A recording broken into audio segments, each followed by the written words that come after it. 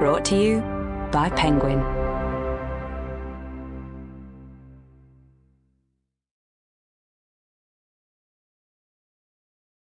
These Strange New Minds by Christopher Summerfield. Read by Rufus Wright. To my father, who loves building robots. Introduction. Computerized systems with so-called artificial general intelligence, that is, machines that can solve differential equations whilst folding a shirt, have been just around the corner for about the last 50 years. In 1970, Life magazine conducted an interview with an AI researcher called Marvin Minsky. In the world of computer science, Minsky is a legend. 1 year earlier, he had won the Turing Prize, which is the closest the field has to a Nobel. The year before that, in 1968, he had received an even more auspicious accolade.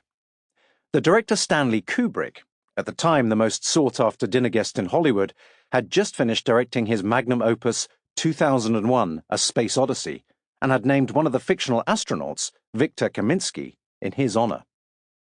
Asked about the future of AI, Minsky prophesied, "In from 3 to 8 years, we will have a machine with the general intelligence of an average human being. I mean, a machine that will be able to read Shakespeare, grease a car, play office politics, tell a joke, have a fight." Fast forward to 2021. The AI research company OpenAI had just developed a language model, GPT-3, that was able to reply to just about any query with plausible human-like text. The company's co-founder, Sam Altman, was interviewed on the award-winning New York Times podcast, The Ezra Klein Show. Buoyed beyond even his habitual techno-utopianism by GPT-3's astonishing success, Altman predicted, "In 10 years, I think we will have basically chatbots that work for an expert in any domain you'd like.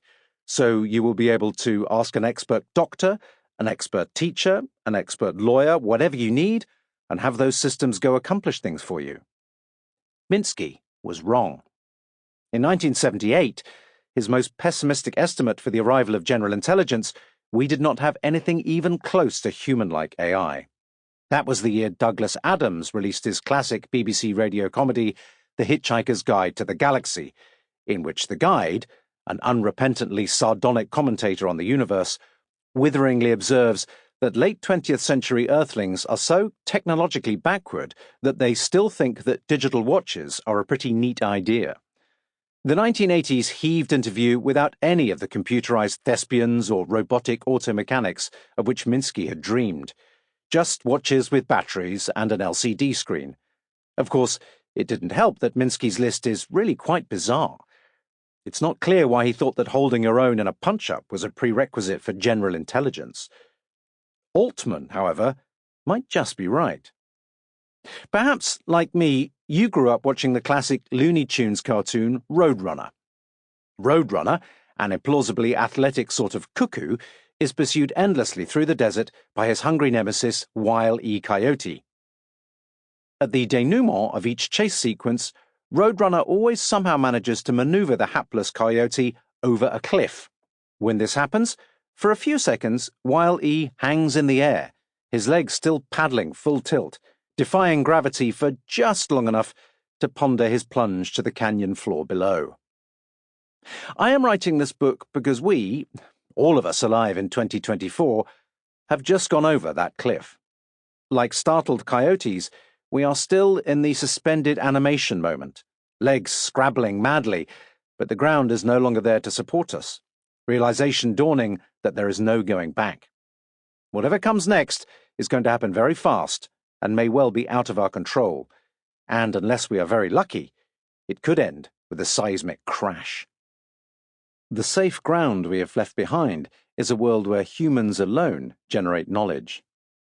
This is the world that we have inhabited ever since our most distant ancestors began to exchange information by grunting and gesturing. The human story has been shaped by innovations that have permitted knowledge to be traded more seamlessly, more widely, and in ever greater volumes. First, sample complete.